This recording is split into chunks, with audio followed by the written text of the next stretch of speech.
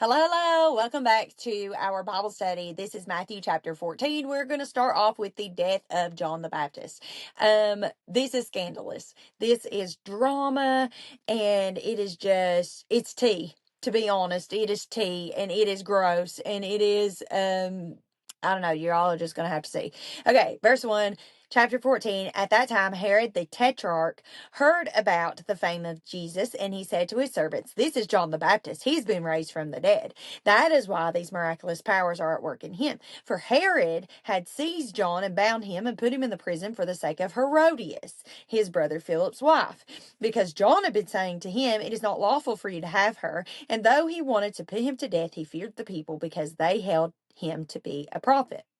But when Herod's birthday came, the daughter of Herodias danced before the company and pleased Herod.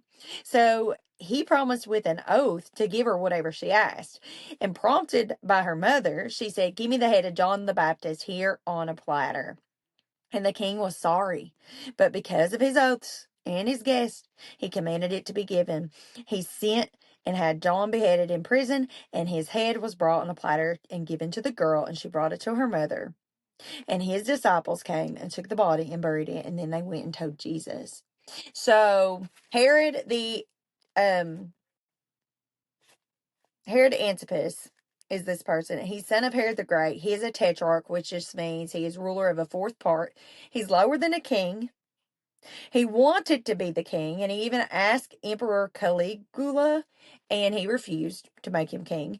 And he was eventually led to exile in a Roman province called Gaul, Gaul. He ruled over Galilee. He had a brother named Archelaus, which is of the south. He was of the south. And he had a brother named Philip, which was of the north. Herod's guilt and superstition led to fear, and just a belief that John the Baptist was back and ready for vengeance, I guess, because Jesus was doing all these miraculous powers. So he was so superstitious and guilty and ashamed, I guess, of what he did. Like, he was paranoid, I guess is the word. Herod imprisoned John the Baptist for the bold rebuke of the king's sin.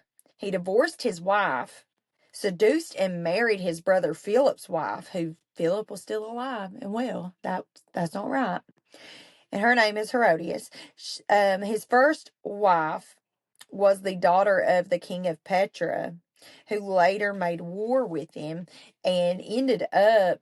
His brother Agrippa accused him of treason against Rome, and then him and Herodias were sent out into exile in that land called Gaul. And Herod and Herodias end up committing suicide. So Herodias is the daughter of Aristobulus. Yeah, that's right. And Bernice, and granddaughter of Herod the Great. So Herod the Great, this is weird because like everybody be related. But anyway, so Herod the Great, he was the king when Jesus was born. He is the same king that built these magnificent add-ons to the temple. He built magnificent buildings and architectural stuff. And he also was the one that did the slaughter of the innocents when Jesus was a baby to try to get rid of the king of the Jews, you know. So Herodias is his great-granddaughter. This is weird. So, her first marriage was to Philip, Herod Philip, which is her uncle, by whom she had Salome. So she had a child with him. But she left him and lived publicly with Herod Antipas, his brother, her brother-in-law. She married her uncle. Then she married her other uncle, which was her brother-in-law. It's a whole family circle. It's not even a family tree anymore. So the daughter of Herodias, she's at least a teenager at this point. She is of marriageable age, which back then was like 12. Gross. Suggestive of immoral dancing and dressing indecent. And the mothers of these little girls would just encourage this. This was a normal thing. And for a princess to go out and dance like that, this was an amazing sight to see. Everybody would want to be looking. They would all be impressed. And for her to actually go out and do that, you would think that she is very skilled in her dancing, because a princess is not going to make a fool of herself.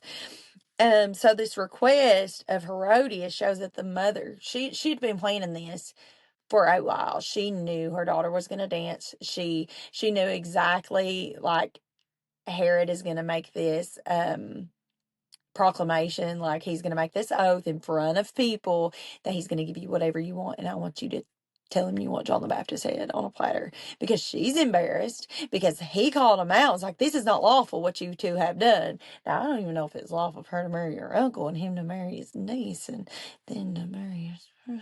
But anyway, that's besides the point. The point was, she was a married woman, and then she left him. He's still living, and she gonna go marry his brother, which is also her uncle. It's a messed up story. But anyway, nevertheless, so Herod, he was afraid. He was afraid to go against his wife, for one thing. That's not cool, because if you're a man of God, you lead the home, and your wife don't tell you what to do unless you're going against the Lord. But if you're following the Lord, you're following God, you get to make the decisions, and you correct your wife, like Adam and Eve. Adam should have told Eve, put the fruit down. We're not eating this. God said, no, we're not doing it. But he didn't. He didn't step into his role as the leader of the home. Well, anyway, so Herod was afraid of his wife, and he was afraid to lose face before his friends. So he did something that he knew was wrong, and he obviously was feeling guilty about it. He was being paranoid about it, and was like, Jesus is John the Baptist. He's come back. So yeah, I think that's all on that part. Moving on. Jesus feeds the 5,000. Now, when Jesus heard this, he withdrew from there. Remember, John the Baptist is Jesus's cousin. He loved him. He said that no one is greater than John the Baptist. John the Baptist had this very special call in his life to usher in and prepare the way for the Messiah to come in and enter the world, and enter into his ministry. And there was none other that had this amazing, unique call on their life like John the Baptist, and he did it very well.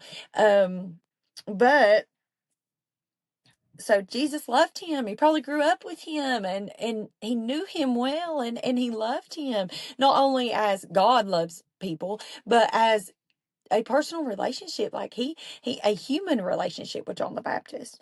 So now when Jesus heard this, that they've killed him, and he knew in his divinity what all was going to happen, but still it doesn't change that it hurts. He withdrew from there in a boat to a desolate place by himself. But when the crowds heard it, they followed him on foot from the towns.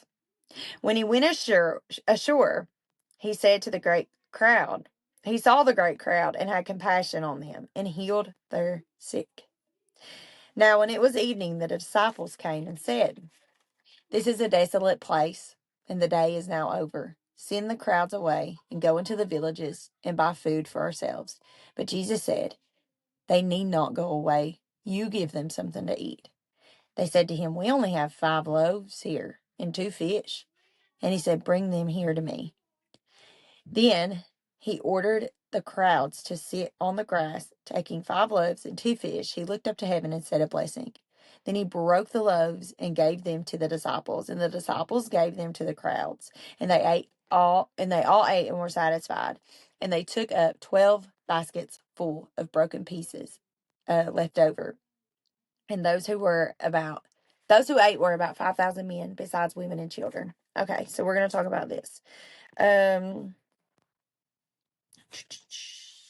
Okay. So he had, just imagine, he just found out that his cousin had died, the one that he called the greatest on earth, and he died. But all these people come to him and they're demanding more of him, and he probably feels like he just wants to crawl in a hole and just weep and mourn and take his time just to mourn his friend and his cousin, and he doesn't tell them to go away. He doesn't tell them he's too tired, or he doesn't feel like, I know, or he's down, or he's mourning. He doesn't tell them that. He has compassion on them. He has a great compassion on them, and he healed them and he taught them. So Jesus challenged both the compassion and the faith of the disciples with the 5,000. Jesus worked through the hands of the disciples. The bread represents Christ's body. The 12 loaves left over represent the 12 tribes of Israel. The fish was paired, so it's two. And two means living, the two natures of Christ, human and divine. Let's see, what else do I have here on that? I think that's all I have on that one. Okay, well, yep, because we're moving on to the next part. Okay, all right, so Jesus walks on the water. Immediately, he made the disciples get into the boat and go before him to the other side. So this is like he's in a hurry for some reason. He's fed all these people, they ate, they're satisfied, and they're probably leaving and whatever. So he's like, get the disciples in the boat. So tells them to get in the boat, hurry, I'll meet you on the other side, and he dismissed the crowds. And after he dismissed the crowds, he went up on the mountain by himself to pray. Why? He had just lost his cousin. He needed to be filled up by the Lord. He needed to be reminded of his call. He needed to be reminded of Jesus or God's peace with him, God the Father's peace with him. And he had just poured out to all them people. He taught them, he healed them, he had compassion on them, and he probably felt so spent, in his humanness, so spent. But he told the disciples, go, and I'm going to go pray. Do you ever have that you just got to get along with God? And you just got to, like, that's no one else that you talk to right now is gonna help you. The big crowds or doing whatever, or even like sometimes I get to where I cannot even listen to worship song. Like I just have to sit in the silence and be alone with God. And like, God, I just need you to just wrap your arms around me right now. God, I just need you to come be with me for a minute. God, I just need you to fill me up right now, God, because I feel empty. I feel tired. I feel whatever. And that is why, like, Jesus had to go and pray alone to be with the Father so that he could pour back out again. Because, Jesus, he didn't cheat when he came to earth. He didn't use his divinity. He didn't use his God powers to do all these things. All of his miracle signs and wonders came from the relationship he had with the Father while he was here on earth. That's why he said, like, you can do this too. You have the same power that I have, the same authority that I have is in you because Christ lives in you. The Holy Spirit lives in you. And he said even greater things that you're going to do because the Holy Spirit lives inside of us. And if we have that relationship with the Father, the closeness with the Father like he did, then we are going to be able to call out in prayer and things are going to happen. Miracle signs and wonders follow those who believe, right? So, he drew like all of his power, all of his miracle signs and wonders. It came from his relationship with the Father while he was on earth in human form. It did not come from his divinity. That's what I think anyway. But it makes sense because I feel like if he used his God powers to do things, then it's like kind of cheating. But he didn't. He drew his source of power was from his relationship with the Father. Why? Because that's how we're supposed to do it too. Okay, so when evening came, he was there alone, but the boat by this time was a long way from the land, beaten by the waves, for the wind was against them. And in the fourth watch of the night, he came to them walking on the sea. But when the disciples saw him walking on the sea, they were terrified and said, "It is a ghost." In other, that word means demon. And they cried out in fear. Um, but immediately Jesus spoke to them, saying, "Take heart, it is I, don't be afraid." And Peter answered him, "Lord, if it is you, command me to come to you on the water." I always just find this amazing that it was Peter's idea to walk on this water. Like, who would have thought, Jesus, if that's you, tell me come out there and I'll come out there. Who would have thought that? Like, I wouldn't have it and be like, "Get in this boat, Jesus. What are you doing out there?" Like, I would have never thought, if that's him out there, I'm going to tell him to bid me to come out there and I'm going to walk out there. Can you imagine? And then for Peter to actually take that step to get out of the boat and walk on that water, like, this is courage upon courage, like, I can't comprehend what made him think, Lord, if that's you, bid me to come and I'm coming out there. Instead of saying, Jesus, get in his boat. I don't know. But anyway, so he said, come. And Peter got out of the boat and he walked on the water and he came to Jesus. But when he saw the wind, he was afraid and began sinking and he cried out, Lord, save me. Jesus immediately reached out his hand and took a hold of him, saying to him, Oh, you of little faith, why did you doubt? And when they got into the boat, the wind ceased, and those in the boat worshipped him, saying, Truly, you are the Son of God. Okay, so, Jesus walks on the water. He made the disciples leave in a hurry from the shore. Remember that. So he could pray, because he couldn't and would not neglect time with God. Remember, John the Baptist just died. This is very important. Like, he needs to go pray. He went to go pray by himself so he could rest, because he needed rest. He'd spent much of his time healing people just now, like healing all these people and teaching all these people, and he was probably exhausted mentally, physically, emotionally. Like, never mind the fact that his cousin just got his head cut off, literally, and now he's got to go take care of all these people. Like, I can't imagine the patience and the kindness and the goodness that Jesus had, because if my cousin just got his head chopped off and then you come to me and it's like, pray for me, pray for me, pray for me, pray for me, I'm sorry, but I'm going to have a really hard time collecting myself enough to pour out for somebody else. You know what I mean? Us as humans, we have that limitation, but Jesus didn't. And he poured and he poured and he poured and he poured. So he also had them leave so he could go and pray, so he could rest, and then also for the crowds to disperse, because it's too much attention being put on Jesus. It was not his time to be taken by the Pharisees. The Sea of Galilee is famous for its storms. It's nearly 3 to 6 a.m. in between that, because it said it was the fourth watch of the night, so it's near 3 to 6 a.m. He came when the boat was in the middle of the sea, after they exhausted themselves rowing against the waves and the wind. Jesus spoke words of comfort to them when he said, what did he say? He said, take heart. It is I, do not be afraid. So those are words of comfort. So Peter's faith was bold. He was familiar with the Galilee sea storms, their power, their danger. He was a fisherman. You got to remember that. And he also had seen God's power. So maybe that is what sparked him to say, tell me to come to you. Peter walked on the water, but he feared the wind. Such is human nature. Achieve great things, and then you find fault in little things. Even when he failed, Jesus was there to save him. Little faith. This led to doubt and distraction and made him doubt and sink. Doubt is divided in two. Our doubts are unreasonable. They are unreasonable. So they moved quickly from fearing the storm to worshiping Jesus. And this is the first time they have plain and open acknowledgement of Jesus as the Son of God. This is the first time. Let's see what else.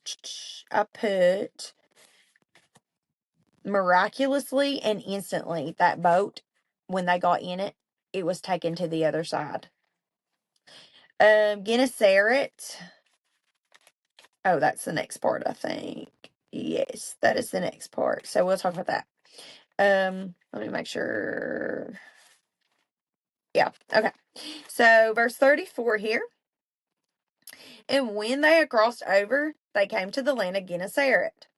And when the men of that place recognized him, they sent around to all the region and brought to him all who were sick, and implored him that they might only touch the fringe of his garment.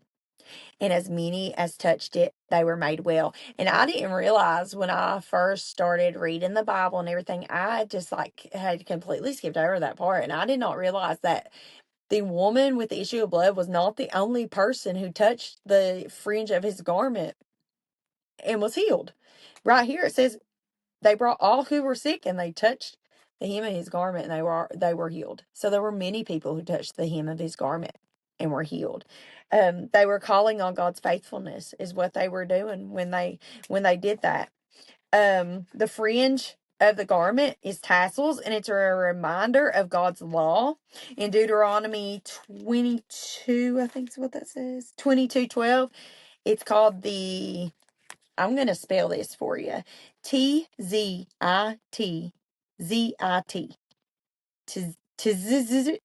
Yeah, that word. Okay. So obey God's commands. This is a blue cord. Remember it's to remind them to obey and be holy. And it's a call to holiness. And it just puts you in the mindset of Israel's covenant relationship with God and God's faithfulness to them despite their unfaithfulness. Remember in the Exodus, Israel experienced in Exodus and Numbers, Deuteronomy, like Israel experienced the faithfulness of God all throughout the Old Testament, but just to refresh your memory a little bit, when God rained manna every day for them, like he did not skip a day other than the Sabbath, but he provided double the day before so that they would have food. He brought water from a rock, not once, but twice. He brought them quail to eat when they complained. And when they got a golden calf, when they made a golden calf to worship and say, this is what brought us out of Egypt, Moses came down, he broke the 10 commandments, like the covenant that God was trying to form a government, a law, with his people. And Moses just dropped it on the ground and shattered it because they had already broken the covenant and he hadn't even given it to them yet. So he went back up on the mountain, spent 40 more days, 40 more nights, and God gives him the law again. He is faithful to them. He is faithful to them despite their unfaithfulness. So they knew that tassel, that blue cord that hung from the hem of the garment, it symbolized God's covenant relationship with Israel and that God is faithful despite their unfaithfulness. And they knew that God would heal. So when they touched the hem of the garment, that's what it reminded them of, like God's faithfulness.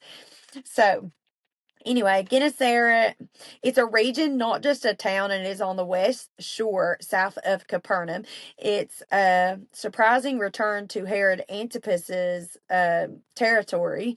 And the hem of the garment, it's an object that helped them believe for God's healing at that moment.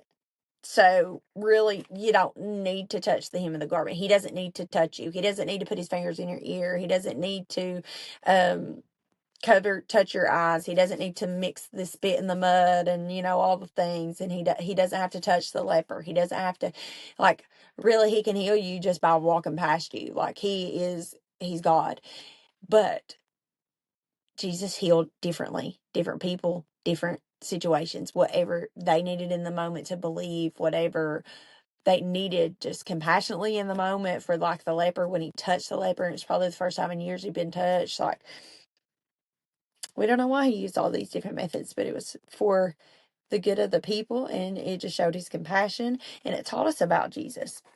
Okay. So that is it for chapter 14. I hope you guys understood it. I hope I taught it to you in a way that you just understand God's heart better. And I hope I did it justice. I know that I'm not going to do it perfectly at all whatsoever. Obviously, y'all know I stumble on my words and I get lost in reading and I mess up in my notes, but we're just on this journey together. And I hope and pray that you guys are enjoying this, that you are getting something out of it, and it stirs your spirit to want to know him more, want to read his word, and want to know more. That's what I want. I want a hunger to arise in each and every one of us to just want to know more, not just about the Bible, but about God, and want to grow in our relationship with God and want to learn as much as we can just about him and his faithfulness and his goodness and his kindness and his mercy and his grace and his love for us, so we can go out and be a light and tell other people how good he is and how much they need him. So, yeah, that's it. All right. We are halfway through the book of Matthew. So I'm so excited, and I will see you guys in the next video. Bye.